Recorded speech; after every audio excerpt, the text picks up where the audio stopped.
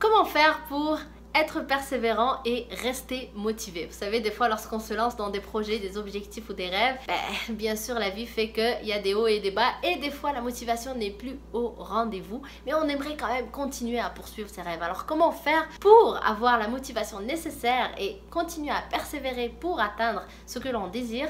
C'est la question à laquelle je réponds aujourd'hui. Je vais partager avec vous 4 étapes qu'il faut adopter pour être quelqu'un de persévérant et atteindre tous ses objectifs.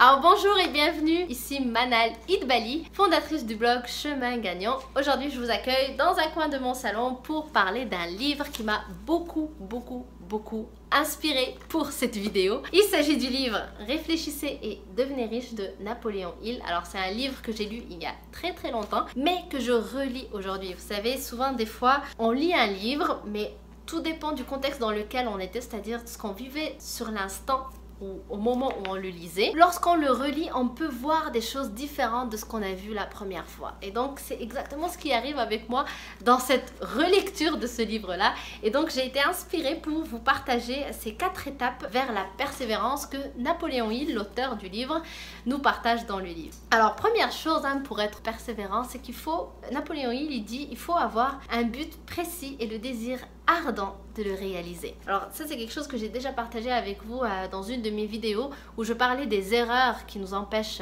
d'avancer et de réaliser tout ce qu'on désire, et l'un d'eux c'était justement de ne pas savoir ce qu'on veut. Donc ici ça rejoint ça, avoir un but bien précis et le désir ardent de les réaliser. Il faut vraiment avoir un but qui nous tient à cœur, qui nous fait vibrer, qui nous inspire. Personne n'est inspiré par des petites choses de rien du tout. Quand je dis petites choses, c'est-à-dire des choses que par exemple c'est parce que ça va faire plaisir à tout mon entourage, ou c'est parce que si je le fais je vais avoir moins de pression de la société ou de l'entourage. On n'est pas motivé par ça. Pour avoir une bonne motivation, une bonne dose de motivation et rester persévérant, continuer dans la direction des choses qui sont importantes pour nous, il faut que ce soit dans la direction de quelque chose justement qui est important, donc quelque chose qui nous fait vraiment vibrer, qu'on sent au fond de nous que c'est quelque chose qu'on veut réaliser. C'est ça le désir brûlant. Deuxième chose, il faut avoir un plan précis qui s'exprime par une action soutenue. Alors qu'est-ce qu'on veut dire par là? Qu'est-ce que Napoléon Hill veut dire par là? C'est que une fois que j'ai mon objectif, j'ai mon rêve en place, que j'ai défini, il faut que je commence quelque part à le réaliser. Alors bien sûr ici l'erreur c'est de se dire mon objectif c'est ceci mais moi je suis ici et l'objectif il est là. Il y a un grand écart et donc là je me sens tout petit face à ce que je désire et j'abandonne parce que je vois les grands écarts, en fait je vois la montagne. Donc c'est pour ça qu'on parle d'un plan précis. Un plan précis c'est mettre des actions en place soutenues tous les jours. Tous les jours je peux faire quelque chose, une toute petite chose qui va me rapprocher davantage de mon objectif. Je vais vous donner l'exemple de lorsque j'ai écrit mon livre 7 stratégies pour augmenter votre niveau de confiance en soi, que j'offre gratuitement d'ailleurs. Vous pouvez vous le procurer en allant sur mon site internet www.chemingagnant.com. Simplement vous laissez votre nom, votre email et ça me ferait très plaisir de vous l'envoyer. Donc lorsque j'ai commencé l'écriture de ce livre, forcément au départ moi aussi j'étais un peu démotivée par le fait que mon Dieu c'est tout un livre quand même et aujourd'hui je n'ai pas d'inspiration, comment je fais? Est-ce que je m'arrête là? Non, bien sûr il ne faut pas s'arrêter là, c'était quelque chose que je sentais que j'avais le besoin de le faire, j'avais vraiment envie de partager quelque chose qui peut aider davantage de personnes à croire en elles. Et donc ce que j'ai fait c'est que j'ai commencé à mettre des petites actions tous les jours, c'est-à-dire que je rentrais du travail et puis je me mettais devant ma feuille, des fois blanche, et je commençais à écrire. Et je me disais, je ne partirai pas d'ici tant que je n'ai pas écrit au moins une phrase. Et vraiment, il y a des jours où j'écrivais une phrase. Il y a des jours où j'écrivais rien parce que l'inspiration n'était pas là. J'écrivais rien du tout, donc j'écrivais une phrase parce qu'il fallait que j'écrive une phrase pour partir. Mais le lendemain, je voyais que cette phrase ça m'inspirait pas, donc j'effaçais et je recommençais.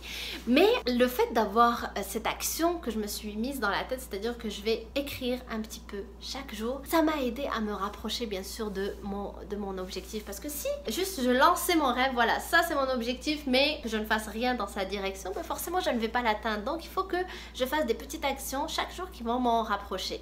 Et donc dans mon exemple, c'était d'écrire au moins une phrase chaque jour. Et c'est vraiment comme ça que ça s'est écrit. Il y a des journées où j'étais inspirée, j'écrivais beaucoup plus qu'une phrase, j'écrivais tout un chapitre. Mais il y a des jours aussi où vraiment l'inspiration manquait et là j'écrivais uniquement une phrase que j'effaçais le lendemain. Mais c'est pas grave puisqu'il y a eu des journées aussi où j'avais vraiment beaucoup d'inspiration. Et donc c'est comme ça, un jour à la fois, que j'ai réussi donc à avoir ce petit bijou que je vous offre cadeau.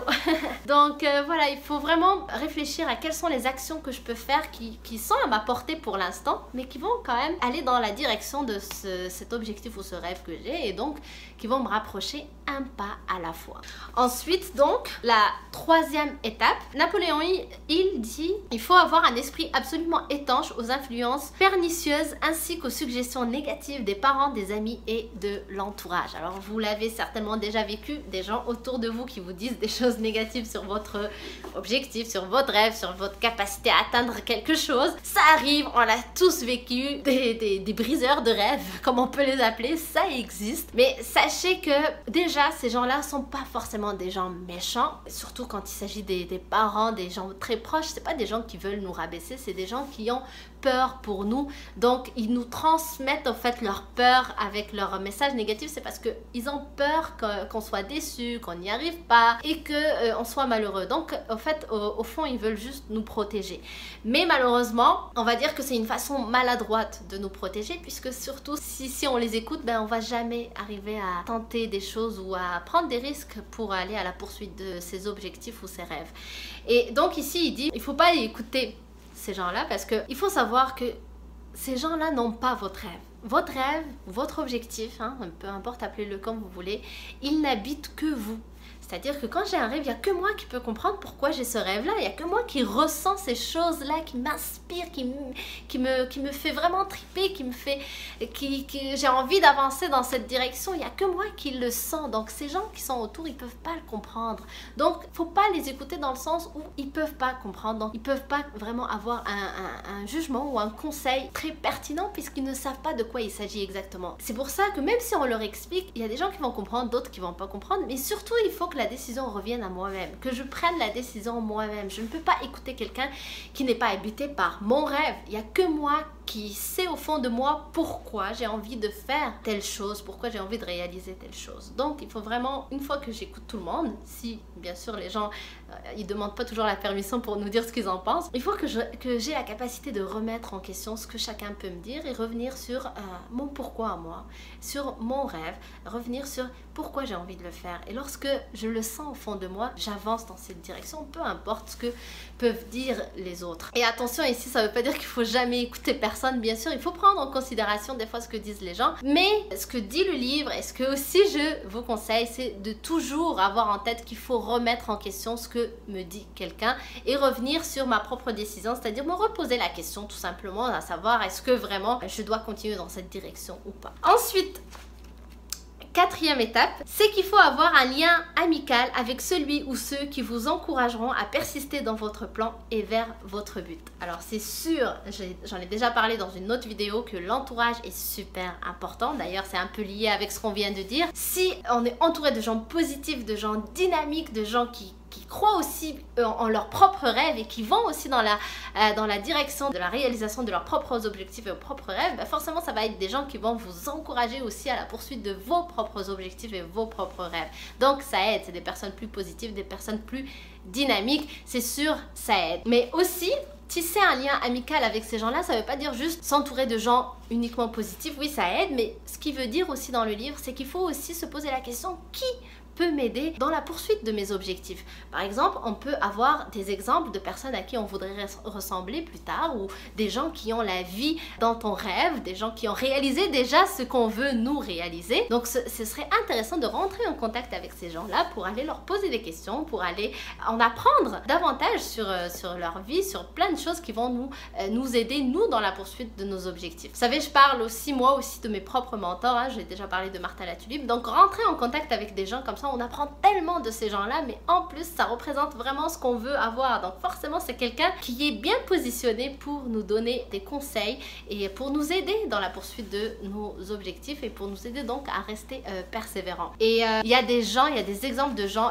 qu'on admire qui vont être inaccessibles, c'est sûr. Par exemple, si mon mentor ça va être une star de cinéma, bah forcément elle peut être inaccessible, mais dites-vous une chose, c'est que ces gens-là qui sont super célèbres, souvent ils ont des livres qui sont écrits sur leur vie, donc des biographies, vous pouvez les lire, mais aussi juste des fois il y a des auteurs qui écrivent des livres qui n'ont, par exemple Napoléon Hill, ici Réfléchissez et devenez riche, qui ne va pas forcément, c'est pas une biographie, mais on peut retrouver des exemples de sa propre vie, donc ça nous aide aussi à savoir plein de choses sur ces personnes-là. Donc lorsque les personnes sont inaccessibles, ça ne devrait pas être un blocage, on peut aller lire des biographies de personnes inspirantes, ça va nous aider aussi à continuer dans la direction qu'on se serait donné. Donc voilà, ce sont les 4 étapes. Si on récapitule, donc avoir un but précis, un désir ardent de le réaliser. Deuxième chose, avoir un plan précis qui s'exprime par une action soutenue, donc poser au fait des actions tous les jours, des petites actions qui vont me rapprocher chaque jour de cet objectif-là. Et puis, ne pas écouter tout le monde, se faire son propre opinion, remettre en question un peu ce que n'importe qui peut venir me dire sur mes objectifs. Et puis quatrièmement, donc rentrer en contact avec des gens qui peuvent nous aider dans cette poursuite d'objectifs ou des gens qui nous inspirent, qui sont des exemples pour nous, qui sont des mentors. Lire des biographies si ces personnalités-là sont des personnalités justement et qui sont un peu inaccessibles. Donc j'espère que cette vidéo vous a plu. Si c'est le cas, n'hésitez pas à la partager avec quelqu'un de votre entourage qui peut-être manque de motivation ou n'est pas assez persévérant dans la poursuite de ses objectifs. Je pense que ça peut l'aider. Et puis quant à nous, on se retrouve sur une prochaine vidéo très bientôt. Bye bye.